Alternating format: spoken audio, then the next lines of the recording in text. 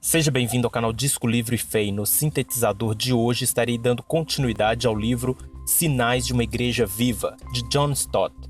Se você não viu o vídeo anterior, seria bom assisti-lo antes. No vídeo passado terminei dizendo que Paulo descreve a obra do Espírito Santo como agente da revelação divina em 4 aspectos. Havia dito apenas 2 aspectos: o Espírito esquadrinha e o Espírito revela. E agora estarei dando continuidade, mencionando os outros 2 aspectos. O Espírito inspira. A revelação da verdade de Deus se faz por meio da inspiração. Os apóstolos não o fizeram apelando à sabedoria humana, mas com palavras que o Espírito ensina. O Espírito deu as palavras com as quais transmitir essa verdade. Esse versículo indiretamente respalda o que chamamos de inspiração verbal. Inspiração verbal significa que o Espírito Santo falou através de seus autores bíblicos e que estes devem ser entendidos de acordo com o seu estilo literário, o sentido literal ou figurado das palavras, o contexto e a intenção com que escreveram. Os autores bíblicos escreveram em diferentes estilos literários e cada um deve ser interpretado de acordo com suas próprias normas, a história como história, a poesia como poesia. E o Espírito ilumina. Revelação e inspiração foram os processos objetivos que produziram as Escrituras. Já a iluminação é um processo subjetivo pelo qual o Espírito Santo ilumina nossa mente. Qual a diferença entre o cristão e o não cristão quando ambos leem a Bíblia?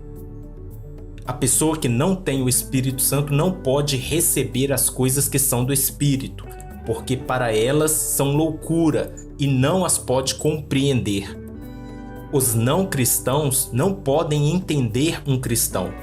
O cristão em que habita o Espírito Santo é um enigma para as outras pessoas. No capítulo 3 de 1 Coríntios, é relatado que há vários problemas na igreja e muitas disputas. Isso porque os cristãos de Corinto ainda eram carnais. Eles não tinham sua identidade em Cristo. Uns diziam ser de Paulo, outros de Apolo.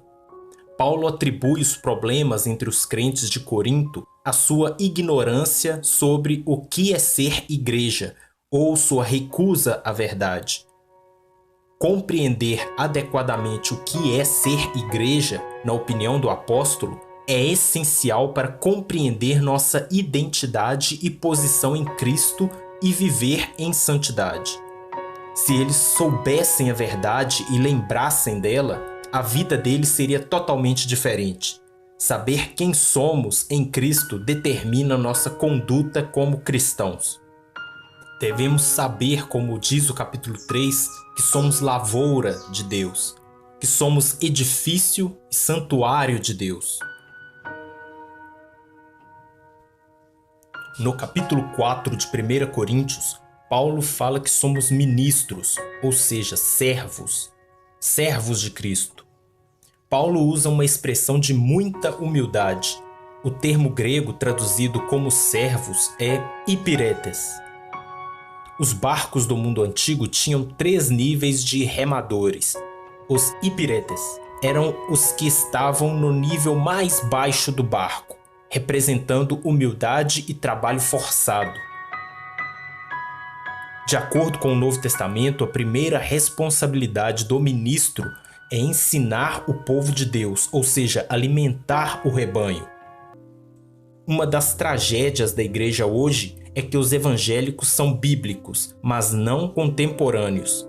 E os liberais são contemporâneos, mas não são bíblicos. Poucos são os pregadores e mestres que constroem pontes para unir os 2 mundos, o bíblico e o contemporâneo. Por aqui encerro definitivamente a síntese do livro Sinais de uma Igreja Viva.